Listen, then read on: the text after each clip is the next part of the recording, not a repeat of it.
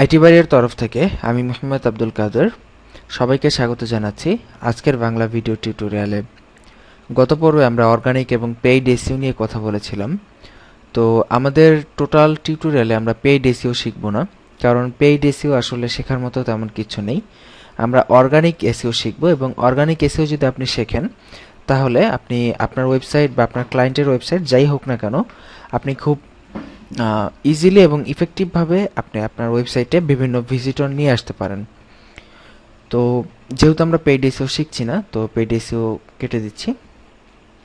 তো এখন কথা হচ্ছে অর্গানিক এসইও। তো অর্গানিক এসইও আমরা কিভাবে করতে পারি, বা অর্গানিক এসইওর আরেকটা নাম আমরা ফ্রি এসইও বলতে পারি। তো সেটা আমরা কিভাবে করতে পারি? অর্গানিক এসইও মূলত দুইটা ওয়েতে বা দুইটা আলাদা পার্টে অর্গানিক এসইওটা করা হয়ে থাকে। তো এই দুইটা পার্ট হচ্ছে, একটি হচ্ছে অন পেজ অপটিমাইজেশন, আরেকটা হচ্ছে অফ পেজ অপটিমাইজেশন। তো অন পেজ অপটিমাইজেশনটা কি, আবার এখানে অফ পেজ অপটিমাইজেশনটাই বা কি? তো আসলে মূলত এটা হচ্ছে তেমন কিছুই না, এটা হচ্ছে জাস্ট একটা এসইও করার ওয়ে। মানে এসইও আমরা যেভাবে করতে পারি সেটাকে জাস্ট দুইটা আলাদা আলাদা খণ্ডে বিভক্ত করা হয়েছে। একটার নাম দেওয়া হয়েছে অন পেজ, আর একটার নাম দেওয়া হয়েছে অফ পেজ। তো অন পেজ এসইও আসলে এক কথায় যদি আমরা সংজ্ঞাটা দিতে চাই অন পেজ এসইওর, সেই ক্ষেত্রে আমরা বলতে পারি যে আপনার যে ওয়েবসাইটটা থাকবে বা আপনার ক্লায়েন্টের যে ওয়েবসাইটটা থাকবে, সেই ওয়েবসাইটের সাথে একদম ডিরেক্টলি গুগলের বা অন্যান্য সার্চ ইঞ্জিনের যে রিলেশন, সেটি হচ্ছে অন পেজ অপটিমাইজেশন। এটি হচ্ছে ডিরেক্টলি অপটিমাইজ করা, বিভিন্ন সার্চ ইঞ্জিনের সাথে আপনার ওয়েবসাইটকে একদম সরাসরি অপটিমাইজ করার প্রসেস হচ্ছে অন পেজ অপটিমাইজেশন। আর ডিরেক্টলি অপটিমাইজ করার শেষে, যখন আপনার অন পেজটা শেষ হয়ে যাবে, তখন আপনার ওয়েবসাইটকে যখন ডিরেক্টলি অপটিমাইজ করানো শেষ বিভিন্ন সার্চ ইঞ্জিনের সাথে, তখন তার ভিজিটর, তার মান, তার আরও অন্যান্য যে এসইও ফ্যাক্টরগুলো আছে, পেজ র্যাঙ্ক ইত্যাদি বাড়ানোর জন্য আপনাকে যে কাজগুলো করতে হবে, সেটি হচ্ছে অফ পেজ অপটিমাইজেশন। তো এক কথায় বলতে গেলে যে আপনার ওয়েবসাইটের সাথে ডিরেক্ট সার্চ ইঞ্জিনের রিলেশন হচ্ছে অন পেজ, আর অন পেজ করা শেষ হয়ে গেলে আপনার অন্যান্য যে কাজগুলো করতে হবে আপনার সাইটকে গ্রো আপ করার জন্য, সেগুলো হচ্ছে অফ পেজ। তো এখন অন পেজ অপটিমাইজেশনে কি কি থাকে জাস্ট একটু আইডিয়া দিয়ে দেই আপনাদের, পরবর্তীতে আমরা এগুলো ডিটেলস আপনাদের দেখাবো। অন পেজ অপটিমাইজেশনের প্রথম ধাপটাই হচ্ছে কিওয়ার্ড রিসার্চ। আপনার ওয়েবসাইটের জন্য বেস্ট কিওয়ার্ডটা খুঁজে বের করা। তো কিওয়ার্ড কি সে সম্পর্কে আমরা পরবর্তী টিউটোরিয়ালগুলোতে আলোচনা করেছি। তো আপনার ওয়েবসাইটের অন পেজে যে যে কাজগুলো করতে হয় সেগুলোর মধ্যে আছে কিওয়ার্ড রিসার্চ করা। কিওয়ার্ড রিসার্চ করে আপনার ওয়েবসাইটের জন্য বেস্ট কিওয়ার্ড খুঁজে বের করা। তারপর আছে মেটা ট্যাগ, আপনার ওয়েবসাইটের মেটা ট্যাগ অ্যাড করা এবং প্রতিটি পেজের জন্য আলাদা আলাদা মেটা ট্যাগ যোগ করা।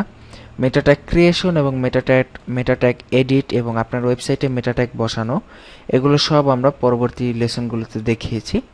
এবং এরপরে আছে সাবমিট টু সার্চ ইঞ্জিন, আপনার ওয়েবসাইটকে সার্চ ইঞ্জিনগুলোতে সাবমিট করা, যেমন গুগল আছে, বিং আছে ইত্যাদিতে। তারপর রয়েছে site map creation and submission, অবশ্যই সাইট ম্যাপ ক্রিয়েট করতে হবে আপনার সাইটের এবং সাবমিট করতে হবে। এই প্রসেসগুলো আমরা পরবর্তী লেসনে দেখিয়েছি। এবং গুগল এবং বিং ইত্যাদি যে সার্চ ইঞ্জিনগুলো, মেজর যে সার্চ ইঞ্জিন রয়েছে, সেগুলোর ওয়েবমাস্টার এবং অ্যানালাইটিক টুল সঠিকভাবে ব্যবহার করা। তো এই কাজগুলো হচ্ছে সবচাইতে কমন এবং খুবই ইম্পর্ট্যান্ট কাজ এসইওর। এগুলো হচ্ছে অন পেজ অপটিমাইজেশনের কাজ। তো এই কাজগুলো যে কোনো ওয়েবসাইটের জন্য বাধ্যতামূলক। অন পেজটা অবশ্যই যে কোনো ওয়েবসাইটে করতে হবে। অন পেজটা যদি না করে তাহলে এসইও করার কোনো মিনিংই থাকে না। কারণ অন পেজ যদি আপনি আপনার ওয়েবসাইটের অন পেজ অপটিমাইজেশন যদি ভালোভাবে করেন, তাহলে আপনি আপনার ওয়েবসাইটের ফুল নেম যদি লিখে যদি গুগলে সার্চ করেন, তাহলে দেখবেন আপনার ওয়েবসাইটটিকে আপনি গুগলে পেয়ে যাবেন। তো এটাই হচ্ছে অন পেজ অপটিমাইজেশন, যে আপনার ওয়েবসাইটের সাথে একদম সরাসরি সার্চ ইঞ্জিন সমূহের যে সম্পর্ক, সেটাই অন পেজ। আর এরপরে আমরা যেটা করব, যে অন পেজ করা যদি হয়ে যায় আপনার ওয়েবসাইটের জন্য, অন পেজ অপটিমাইজেশন করা যদি শেষ হয়ে যায়, তখন আপনাকে যে কাজটা করতে হবে সেটা হচ্ছে অফ পেজ অপটিমাইজেশন। আর অন পেজ অপটিমাইজেশনের আসলে কিছু ধাপ ফিক্সড, যে ওগুলা করা হয়ে গেলে আপনাকে আর তেমন কিছুই করতে হয় না। আর অফ পেজ অপটিমাইজেশন আসলে এটার কোনো শেষ নেই। অফ পেজটা হচ্ছে এমন একটা জিনিস যে আপনি যত চান আপনার ওয়েবসাইটের জন্য অফ পেজ করতে পারবেন, কখনো শেষ হবে না। তো একটু যদি আমরা প্র্যাকটিক্যাল উদাহরণ দিয়ে বোঝাই যে অন পেজ অপটিমাইজেশন হচ্ছে যে নির্বাচনে জেতার মতো। দেখা গেছে যে একজন নেতা নির্বাচনে নমিনেশনের মতো, জেতার মতো না, নমিনেশনের মতো। যেমন নির্বাচনে দাঁড়াতে গেলে অবশ্যই তাকে একটা নমিনেশন পেতে হয়, নির্বাচন কমিশনের কাছ থেকে তাকে একটি নমিনেশন বা অনুমতি আনতে হয় যে আমি নির্বাচনে দাঁড়াবো। তো নির্বাচনে দাঁড়ালেই তো সবাই জানতে পারে যে আমাদের এলাকা থেকে অমুক লোক এবার চেয়ারম্যান নির্বাচনে দাঁড়িয়েছেন।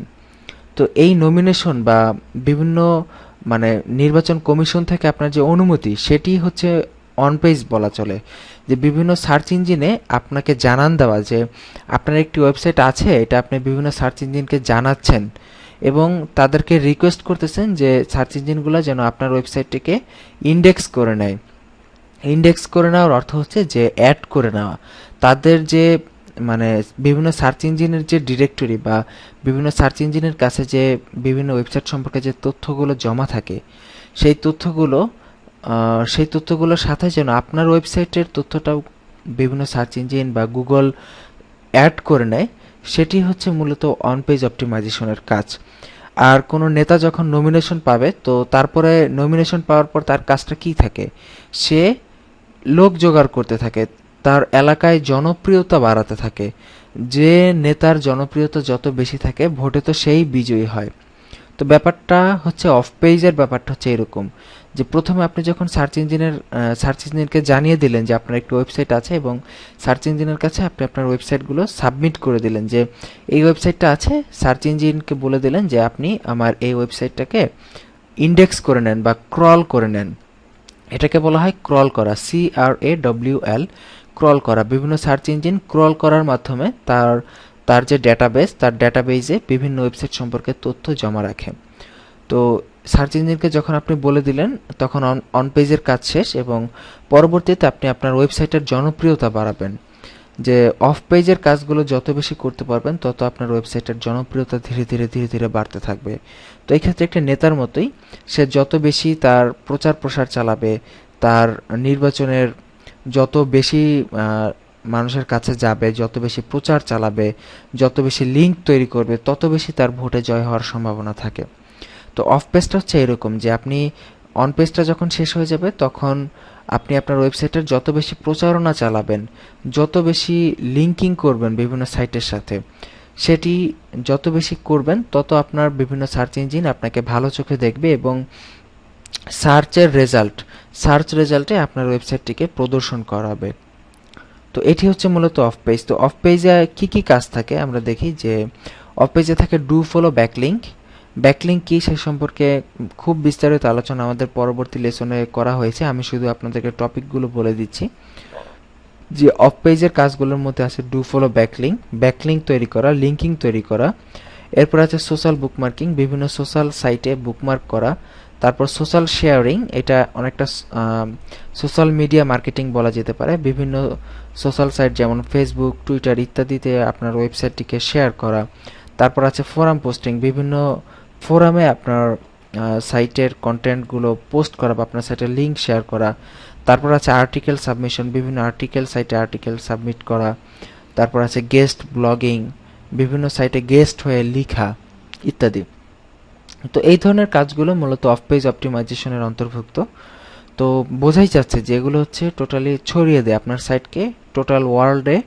আপনি যত বেশি ছড়াতে পারবেন, তত বেশি লোক আপনার সাইট সম্পর্কে জানতে পারবে এবং আপনার সাইটের জনপ্রিয়তা তত বেশি বাড়বে। তো এটি হচ্ছে মূলত কাজ যে যে অন পেজ এবং অফ পেজের কাজগুলো মূলত এরকম। অন পেজের সামান্য কিছু কাজ, যেমন ওই নির্বাচন কমিশন থেকে একজন নেতা যখন নমিনেশন নিয়ে আসে, তো নমিনেশন আনলে তো তার কাজ শেষ, তো ওইখানে তার কাজ থাকে না। ঠিক অন পেজটাও এরকম যে এইখানে যে টাস্কগুলো দেখানো হয়েছে, মেইনলি সেই টাস্কগুলো করলেই আপনার অন পেজের কাজ শেষ হয়ে যাবে। তো অন পেজের কাজ শেষ করে ফেললে আপনার মেইন যেটা থাকবে সেটি হচ্ছে যে আপনার অফ পেজের কাজগুলো আপনি যত বেশি করতে পারবেন, মানে নির্বাচনের মতো যত বেশি আপনার সাইটে আপনি প্রচার প্রসার করতে পারবেন, তত আপনার সাইটের র্যাঙ্ক বাড়তে থাকবে এবং তত আপনার সাইট জনপ্রিয় হতে থাকবে। তো আশা করি অন পেজ এবং অফ পেজ এটা আপনাদেরকে ক্লিয়ার করতে পেরেছি। আপনারা মোটামুটি একটা নতুন অবস্থায় একটা আইডিয়া আপনারা পেয়েছেন যে অন পেজটা কি আর অফ পেজটা কি। তো আশা করি বুঝতে পেরেছেন। আজ এই পর্যন্তই। আমরা ভবিষ্যতে একটার পর একটা ধারাবাহিক টিউটোরিয়ালে অন পেজ অফ পেজের এই সকল কাজগুলো আমরা আপনাদেরকে দেখিয়ে দেওয়ার চেষ্টা করব। তো ভালো থাকবেন সবাই, সুস্থ থাকবেন। আজকের মতো এখানেই বিদায় নিচ্ছি। আল্লাহ হাফিজ।